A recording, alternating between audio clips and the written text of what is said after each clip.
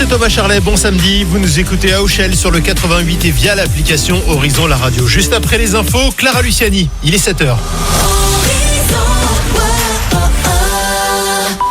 Et pour le premier rendez-vous info de ce samedi 29 mai, nous retrouvons tout de suite la rédaction d'Horizon. Bonjour.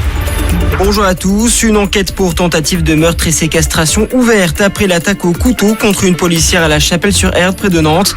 Après les faits, le suspect s'est ensuite réfugié dans un appartement et a séquestré pendant 2h30 une jeune femme, a indiqué hier soir le procureur de Nantes.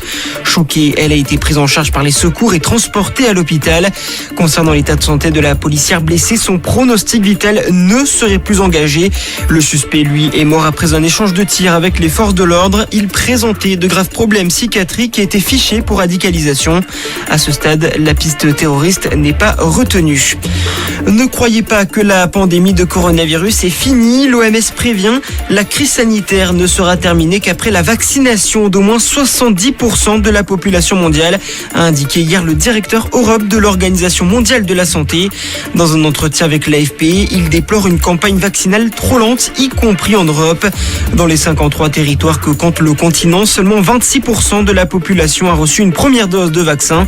Il invite également à la prudence et de ne pas baisser la garde, même après avoir reçu une injection. Pendant ce temps-là, la France a franchi un nouveau cap dans la vaccination. 20% des adultes ont désormais reçu 2 injections de vaccin anti-Covid.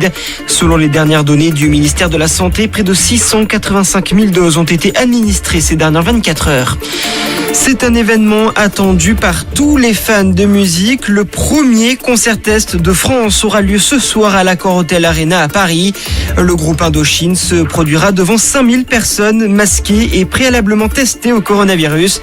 Un protocole établi qui évaluera les risques de contagion et testera la mise en place du pass sanitaire.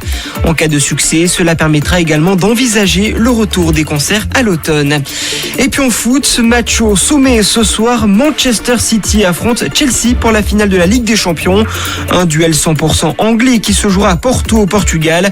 Coup d'envoi à 21h. Voilà pour l'actualité. Très bonne matinée à tous. À notre écoute. Merci beaucoup et rendez-vous tout à l'heure à 7h30 pour les prochaines infos sur Horizon. À Lens, Béthune Arras, on émerge, on sort du lit. Allez, courage. C'est une nouvelle journée qui commence avec le hit de Clara Luciani. Voici le reste sur Horizon. Je ne suis qu'une imbécile.